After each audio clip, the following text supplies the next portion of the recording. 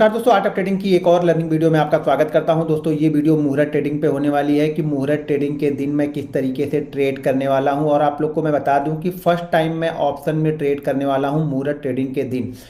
अभी तक मैंने सिर्फ ऑप्शन पे एनालिसिस की है, मुहूर्त ट्रेडिंग के दिन कभी मैंने ट्रेड नहीं किया है। तो ये फर्स्ट टाइम होगा जब मैं मुहूर्त ट्रेडिंग के दिन इन ऑप्शन यानी बैंक निफ्टी के ऑप्शन में ट्रेड करने वाला हूँ। अभी तक मैंने बैंक निफ्टी के ऑप्शन में ट्रेड नहीं किया, सिर्फ मैंने स्टॉक्स ही ट्रेड किए हैं और बैंक निफ्टी के फ्यूचर मैंने कई बार ट्रेड किए हैं, लेकिन ऑप्शन में मैं पहली बार ट्रेड करने वाला हूँ। तो क्या मेरा ट्रेडिंग स्टाइल इस बार होगा, किस तरीके का सेटअप बनेगा, तो मैं ट्रेड करूंगा, वो सब सारी चीज़ें बताऊंगा। इससे पहले मैं आप लोग को बता दूं कि मैंने ऑप्शन, जैसे कि आप लोग को पता है, मैंने ऑप्शन की रिसर्च और इस पे सेटअप बनाना, माइंड सेट, साइकोलॉजी डेवलप करना मैंने 2017 से स्टार्ट किया, जबकि फुल टाइम में ऑप्शन में आया 2019 से। यानी 2019 से मैं ऑप्शन में फुल टाइम ट्रेडिंग यहाँ पे कर रहा हूँ।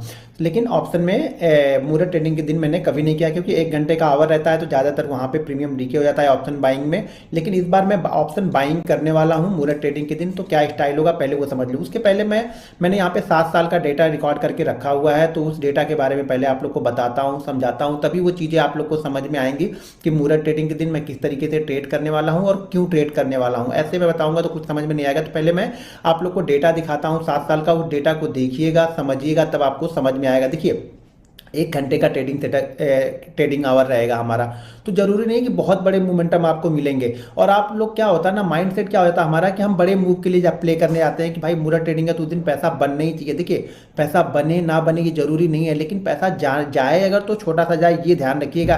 ये जरूरी नहीं है कि अगर मुहूर्त ट्रेडिंग के दिन आपका प्रॉफिट हो गया तो आपको सारे साल जो है वो प्रॉफिट ही होता रहेगा, ऐसा नहीं होता है। हाँ, एक ये धारणा बनी हुई है कि मुहूर्त ट्रेडिंग के दिन अच्छा ट्रेड करना चाहिए, कुछ ना कुछ 100 रुपये 50 रुपये आप घर लेके आओ, ये अच्छी बात है। लेकिन ये दिमाग में मत डाल के रखना कि अगर मुहूर्त ट्रेडिंग के दिन आपका लॉस हो गया तो पूरे साल लॉस होगा, ऐसा नहीं होता है। चलिए पहले मैं डेटा दिखाता हूँ आपको बैंक निफ्टी का, फिर मैं किस तरीके से ट्रेड करने वाला हूँ वो आप लोग को यहाँ पे मैं बताता हूँ। तो यहाँ पे मेरे पास डेटा जो है वो 7 साल का डेटा मैंने रखा हुआ है। इसी तरह के डेटे मेरे पास में, जैसे कि इलेक्शन के रहते हैं, जैसे कुछ बड़े स्टेट के इलेक्शन रिजल्ट आते हैं, उसका डेटा मेरे पास में है। जो पार्लियामेंट के जो इलेक्शन होते हैं उसका डेटा मेरे पास में है। तो सारे डेटा को मैं रिकॉर्ड करके रखता हूँ, यानी उस दिन के 2-4 दिन पहले, 2-4 दिन बाद के चार्ट को मैं सेव करके रखता हूँ, जिससे मुझे एनालिसिस करने में मदद मिलती है। और फिर 3-4 साल बाद जब उस पर हम ट्रेडिंग करते हैं ना, तो वो प्रोबेबिलिटी के हिसाब से हम उस पर ट्रेड करते हैं। तो यहाँ पे हम डेटा देखते हैं, मेरे पास यहाँ पे 7 साल का डेटा है। तो अब पहले मैं यहाँ पे डेटा देखता हूँ, 2015 का डेटा मेरे पास में है। तो 2015 में बैंक निफ्टी ने क्या किया था वो पहले मैं समझने वाला हूँ। सबसे बेस्ट जो था अगर डेटा के हिसाब से देखा जाए तो वो 2014 का ही था। यहाँ पे देखिए फ्लैट ओपनिंग होती है, जो प्री ओपनिंग जो भी होता है, प्री ओपनिंग उस समय नहीं होती। तो यहाँ पे देखिए फ्लैट ओपनिंग होती है, और फ्लैट ओपनिंग के बाद में यहाँ पे एक बड़ा मूव मिलता है, उसके बाद फिर एक इनसाइड कैंडल बनती है, और फिर यहाँ पे बड़ा मूव मिलता है। यानी दो जो कैंडल है ये बनी है, बहुत बड़ी कैंडल यहाँ पे बनी है, और बहुत अच्छा मूवमेंट यहाँ पे बैंक निफ्टी दे के जाता है। लगभग यहाँ पे जो है वो 200 से 250 पॉइंट का मूवमेंट है। और 17,000 का स्टॉक, 17,000 का तब बैंक निफ्टी हुआ करता था। तो उस समय 200 का 250 का मूवमेंट, ये बहुत बड़ा मूवमेंट है। लगभग 1% का मूव यहाँ पे, 1% से ज्यादा का मूव आपको यहाँ पे बैंक टीम ने 1 घंटे में से सिर्फ 20 मिनट के अंदर में ही यहाँ पे देके गया। ये है 15 का डेटा हमारा। अब चलते हैं हम जरा 16 का डेटा देखते हैं कि 16 में बैंक निफ्टी ने क्या किया था। तो ये हमारा है 16 का डेटा। यहाँ पे देखिए 30 अक्टूबर को ये ट्रेडिंग हुई थी, यानी 30 अक्टूबर को मुहूर्त ट्रेडिंग था वहाँ पे। तो यहाँ पे देखिए इस जगह पे क्या होता है, एक बड़ी रेड कैंडल, वापस यहाँ पे बड़ी रेड कैंडल बनी है, वापस फिर इनसाइड कैंडल बनती है, और जैसे इनसाइड कैंडल के नीचे आता है फिर से यहाँ पे एक आपको ट्रेंड जाता है, यानी ट्रेंड के साथ में यहाँ पे बैंक निफ्टी नीचे की साइड में आता है। ध्यान रखिएगा, यहाँ पे जो ओपनिंग हुई है वो गैप अप ओपनिंग हुई थी। जो पिछली ओपनिंग हुई थी 14 वाली, वो ओपनिंग जो, सॉरी 15 वाली जो ओपनिंग थी वो ओपनिंग क्या थी, फ्लैट थी। और यहाँ पे गैप अप ओपन होने के बाद ये नीचे आया है, और उसके बाद फिर से एक ग्रीन कैंडल बनी। इनसाइड कैंडल बनने के बाद में वापस ये नीचे की साइड में यहाँ पे व्यू, यानी ट्रेंडिंग व्यू यहाँ पे बन गया। कब? जब हमने 5 मिनट के लो को ब्रेक किया, वहाँ पे हमने क्या किया था, 5 मिनट के हाई को ब्रेक किया था।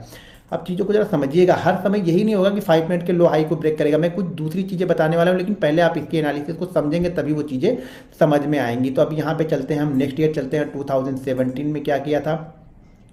तो ये हमारे पास 17 का डेटा यहाँ पे है। 17 में इसने देखिए क्या किया था, 17 में भी वापस फिर से हमें यहाँ पे एक ट्रेंडिंग व्यू मिला था।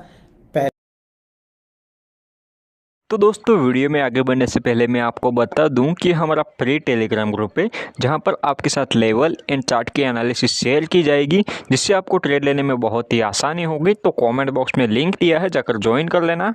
पहले यहाँ पे देखिए रेड कैंडल बनी, यानी हम गैप डाउन ओपन होते हैं, रेड कैंडल बनी और उसके बाद 5 मिनट के लो को बैंक निफ्टी ने ब्रेक किया।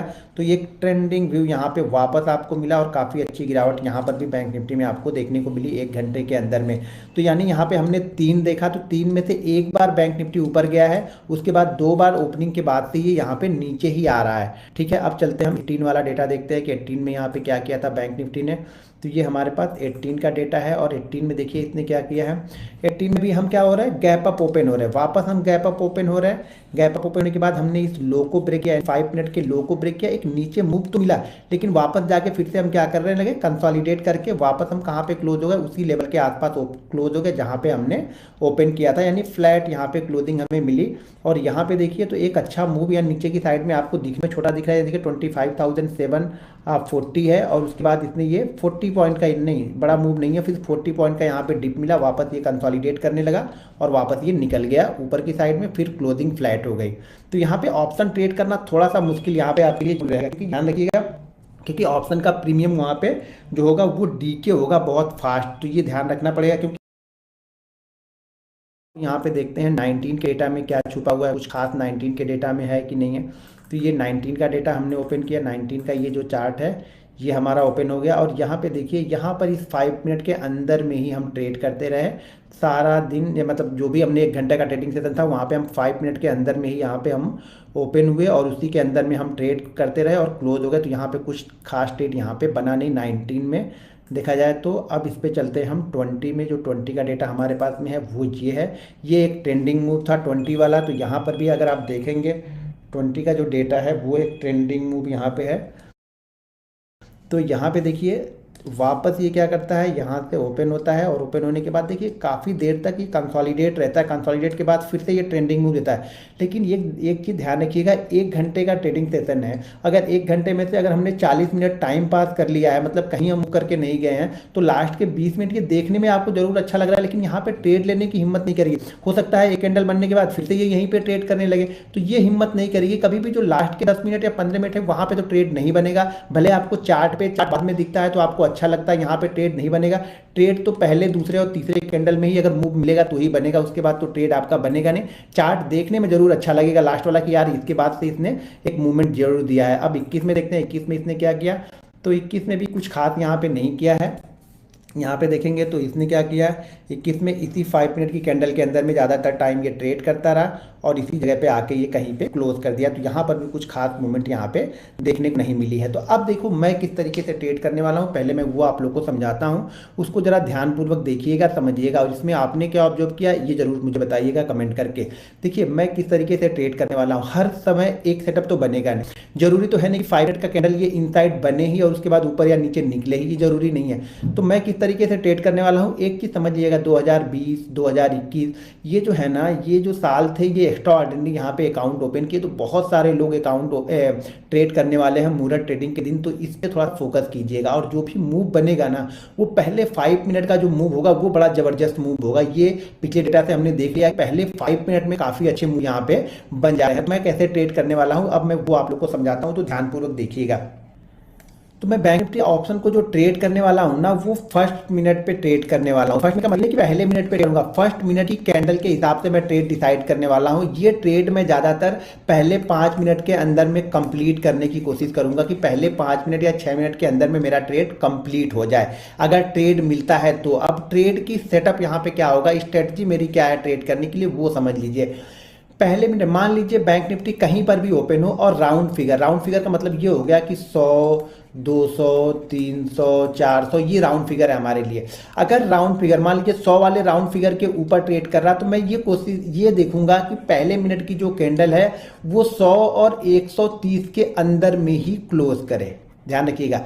यानी अगर बैंक निफ्टी मान लीजिए बैंक निफ्टी का जो भी प्राइस है, बैंक निफ्टी 100 पहले मिनट की कैंडल बनी कहीं से भी आ रही, वो मान लीजिए 800 से आ रही है, 800 से आ रही, 900 से आ रही या 1000 से आ रही है, जहां से भी आ रही है वो पहली कैंडल 100 और 130 के बीच में क्लोज कर दे। 100 और 130 के बीच में पहली कैंडल क्लोज कर दे, तो जैसे ही सेकंड कैंडल 130 वाले हाई को करेगी मैं यहाँ पे ट्रेड एग्जीक्यूट कर लूंगा। 25 क्वांटिटी या 50 क्वांटिटी मैं यहाँ पे ऑप्शन में बाइंग कर लूंगा।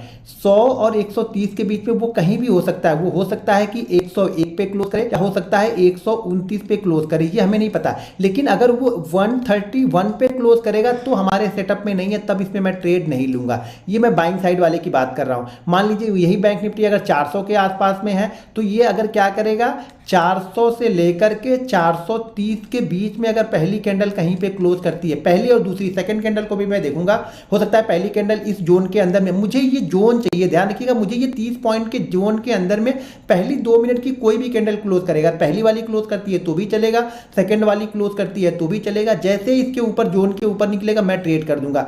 जोन का मतलब यह है कि अगर उसने 401 पे क्लोज कर दिया है, पहली कैंडल ने 401 पे क्लोज कर दिया है और सेकंड कैंडल जैसे ही 401 402 को क्रॉस कि मैं यहाँ पे ट्रेड ले लूंगा। या मान लीजिए 401 पे उसने क्लोज ना किया हो, पहली कैंडल ने 415 पे क्लोज किया हो, तो जैसे ही सेकंड कैंडल 415 को क्रॉस करेगी मैं यहाँ पे ट्रेड ले लूंगा। एसएल मैं 40 से 50 पॉइंट का लगाऊंगा इंडेक्स का, ध्यान रखिएगा, इंडेक्स का, यानी बैंक निफ्टी का चार्ट भी देख रहा हूं और बैंक निफ्टी का ही एसएल लगाऊंगा 40 से 50 पॉइंट, इससे ज्यादा मैं एसएल नहीं देने वाला हूं।